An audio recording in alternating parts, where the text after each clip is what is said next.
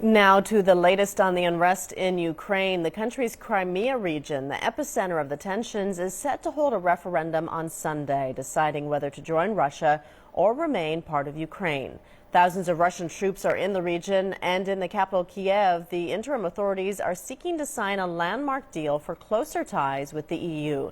Our correspondent Natalie Carney brings us the latest developments in the country. Yes, well, the latest that we've had on the diplomatic front is from the Ukrainian foreign minister, who announced that the country may sign that EU deal as soon as March the 17th or 21st. Now, of course, it is this EU deal that started these protests to begin with, when the former president Viktor Yanukovych back in November turned away from signing up to them. We've got the interim prime minister, Arseniy Yatsenyuk, heading for Washington, D.C. on Wednesday, where he'll sit down with the president Barack Obama. And then on Thursday, he's going to be addressing the UN Security Council about the situation in Crimea, where tensions are intensifying.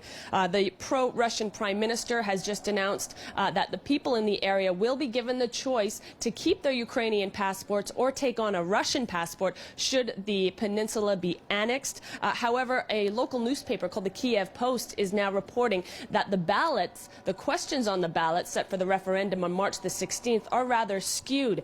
People will be given the choice of if you want to join Russia immediately or declare independence and join Russia later. So quite concerning on that front. We've got more pro-Russia rallies, of course, in the east of the country in Donetsk. And this is the Ukrainian Defense Force sort of shows off some of its capabilities. Recently released footage shows fighter jets taking off from a Ukrainian airbase in the west of the country.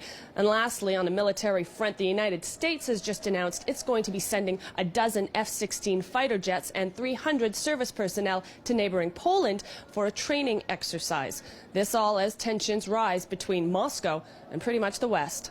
Natalie Carney for CCTV in Kiev, Ukraine.